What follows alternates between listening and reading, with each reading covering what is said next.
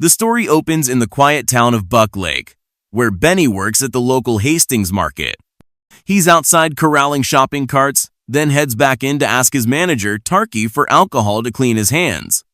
Tarky tells him to go to the checkout, where Lisa is ringing up groceries for her stepfather, police officer Steve. Everything still reads like a calm evening. Outside, a group in a van films the store and prepares to invade. A man enters, locks the market's doors, and the manager announces the store is closing. Benny wanders the aisles and runs into police officer Hudson. The officer asks for directions. Benny tells him where to find what he needs and moves on. After adjusting a shelf, Benny discovers a coworker dead and is immediately confronted by two armed intruders. Another gunman already holds a colleague hostage. A woman orders Benny to lie on the floor. One man records everything with a camera. He notices Tarky trying to call the police, quickly intercepts him, and threatens him to stop. The criminals aren't there to steal. One of them begins methodically analyzing customers, going person to person, checking their minds as if searching for something specific. Their leader, Ritter, splits the hostages, ordering them kept apart in separate aisles under guard. One of the group warns the others to be careful. They know someone is onto them. The man who checks people is called Spooky. When he examines a woman, he seems to find what they've been hunting. She bolts. Spooky alerts his partners, and they swiftly end the woman's life, or whatever she is. Meanwhile, the guard assigned to watch Hudson loses focus. Hudson seizes the moment, kills him, and immediately calls for backup. The intruders try to reach their man but receive no response, so Hudson pushes toward their position and trades fire, then retreats into the aisles.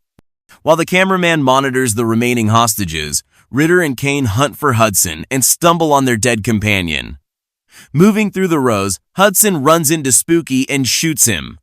Calmly reassessing, he holds position as Ritter and Kane hear the shot and close in. Ritter reaches the aisle. Hudson warns him not to move. Ritter keeps advancing until Kane flanks Hudson from behind and kills him. Kane finds the officer's phone, sees the outgoing call for backup, and informs the rest. Ritter tends to Spooky, but his wounds are fatal. Kane wants to leave immediately, yet Ritter refuses to abandon the objective. Spooky said, "The thing is here," and asks for more time. Kane agrees. Ritter contacts Sterling to say the police are coming, and asks if she's still on board. She confirms and agrees to proceed. Kane and Logan move the hostages out, while Ritter uses Spooky's blood to scrawl a warning at the entrance, telling people to stay away. Police arrive and free a portion of the hostages who have already been checked. Ritter tells Kane to detain those who haven't. At the same time, we see Sterling examining the woman Spooky identified. Her verdict is clinical and chilling. The specimen is evolving into the 8th year of gestation. Ritter rejoins his group, noting police are busy questioning hostages, and says it's time for Plan B. Outside during an interrogation, Officer Steve arrives, worried for his stepdaughter inside, and urges immediate action. Inside, the team debates Ritter's choice to continue. Kane asks how to proceed without a new identifier. Ritter insists they must find another.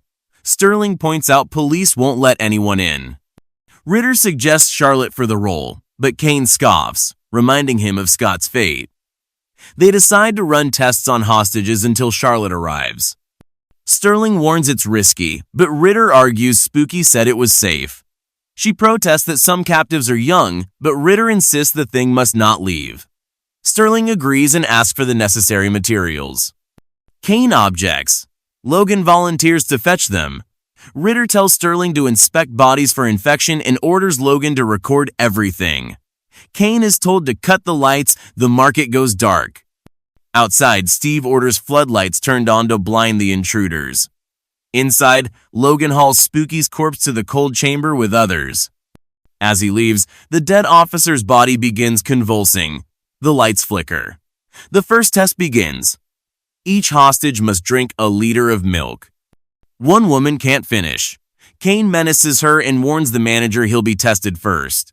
When Kane steps out, Lisa whispers they forgot the officer's gun in the chamber, a possible escape chance. A man mocks her, but she explains her stepfather is a police negotiator, and these captors have no intention of bargaining. Outside, Steve and Officer Cooper inspect the suspect's van. Opening the back, they find high-caliber ammo, organized weapons, and cassette tapes, each with an unknown man's face. It's no ordinary hostage crisis, but something planned and far bigger. Cooper learns the van belongs to Aaron Ritter, 43, widowed, with a clean record and long employment at JPL. Steve asks about JPL. Cooper explains it's the Jet Propulsion Laboratory, tied to space exploration. The connection deepens suspicions. Steve wants phone contact with Ritter, but Cooper says all cell signals are blocked. Steve orders them to find another way to communicate before it escalates. Back inside, the group returns to the hostage room. Ritter formally introduces his team. Sterling, a doctor and biology expert. Logan, in charge of records and equipment. And Kane, whose exact role is unstated but clearly handles force. An older hostage pleads for the release of the young ones. Ritter refuses, stating everyone there is at risk and no one can be trusted. Ritter addresses the hostages, revealing why they are in Buck Lake. They are hunting a carrier infected with an extremely dangerous substance traced to the area. Only Spooky could identify the host, but his death forces them to use a riskier method. Manager Tarkey will be first. Ritter explains that drinking milk changes the body's pH, provoking a reaction in the infected.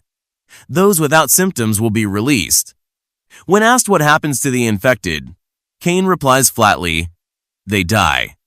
Tarkey is taken to a separate room while Kane monitors the others. Logan films every step, starting with Tarkey's name on a container lid. Sterling arrives, reporting that all bodies in the cold chamber were fertile females, a chilling confirmation of the biological threat.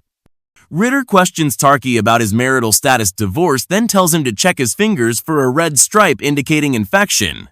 Tarkey sees nothing. The team uses mind games to distract him as Sterling prepares to cut his finger for the physical test. Seeing the knife, Tarkey panics and presses against the wall. From the hostages' room, the commotion draws Kane to investigate. Tarkey desperately offers stolen register money, but the kidnappers ignore him and stick to protocol. Meanwhile, in their escape plot, the older man volunteers to retrieve the gun left in the cold chamber. Manny brandishes a knife, insisting he'll go, but the man convinces him he has more firearms experience. The four agree. Once he opens fire, the others will attack from behind. Suddenly, the market phone rings. Ritter answers cautiously. On the line is Steve, identifying himself as police negotiator and Lisa's stepfather. He asks what the kidnappers want. Ritter says Steve wouldn't believe him.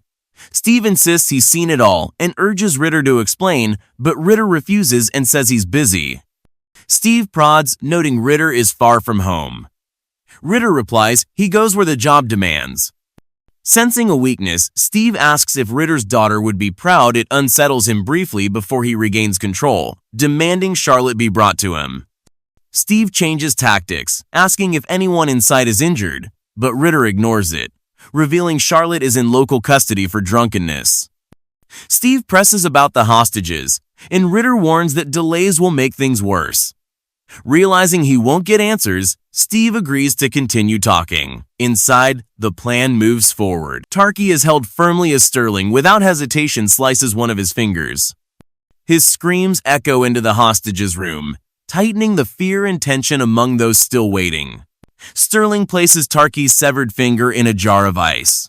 2 minutes later, she confirms no reaction, he's clean. Outside, police review Sterling's recorded briefings explaining how the creatures operate and can be destroyed.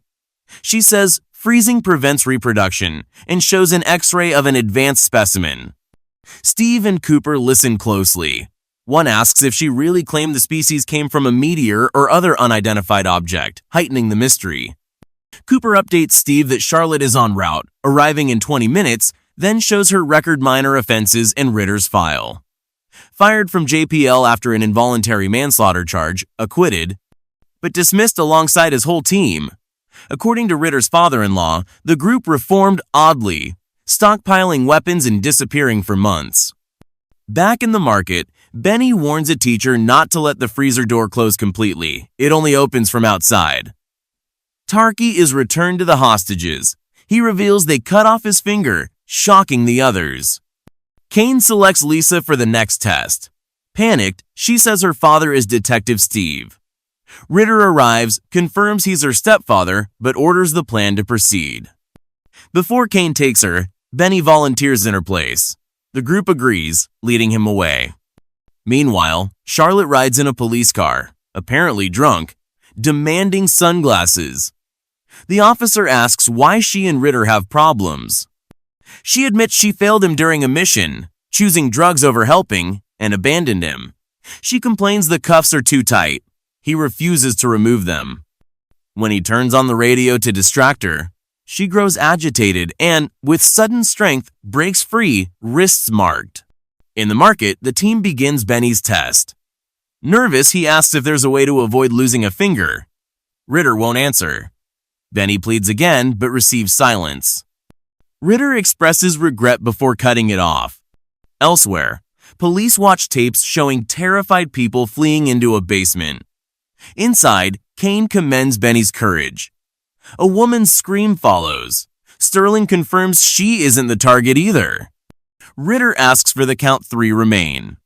Sterling says they may not need Charlotte, as she always appears when someone dies. Ritter calls her an addict but says she's vital to catching the creature.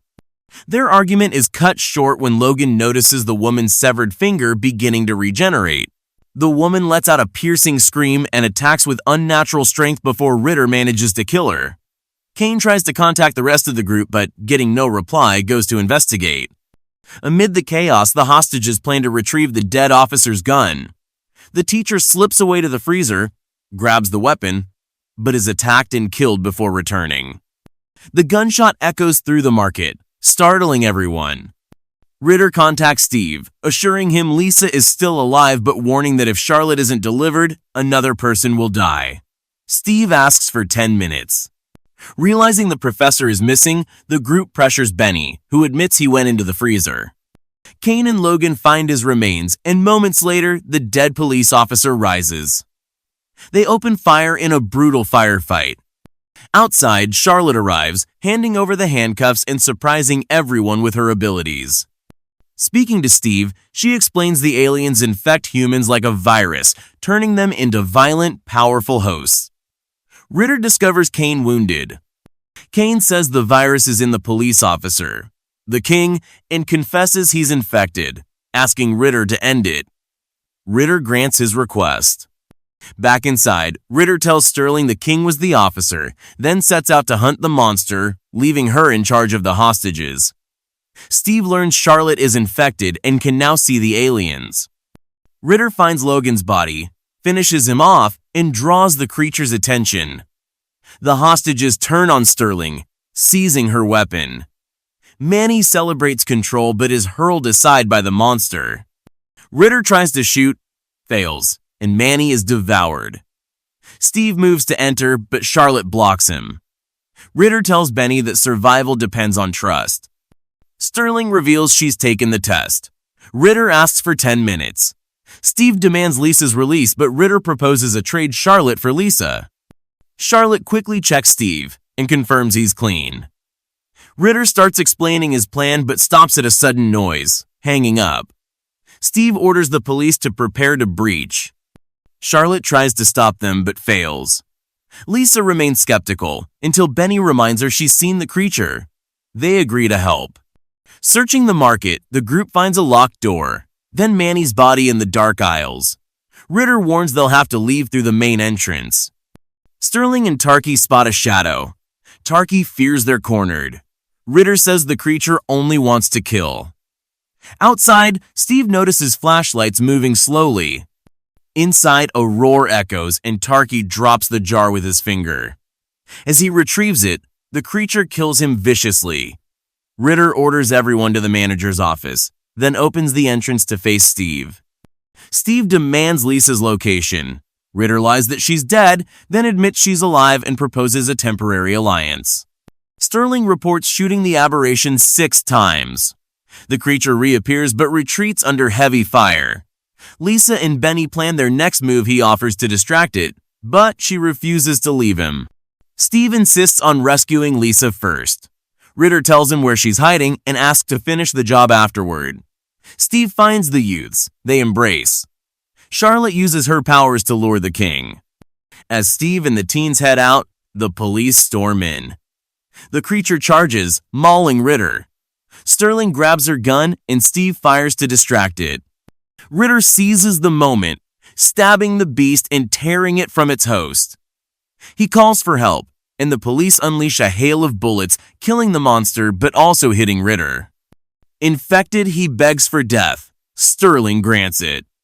Minutes later, Steve promises Sterling her freedom if the truth comes out. Charlotte radios a chilling warning that wasn't the king. Sterling suspects one of the boys. In the police car, Benny calls to Lisa, noticing her odd behavior. Trying to leave, he finds the door locked. He points a gun. She tells him she'll always love him. His screams echo as the screen cuts to black.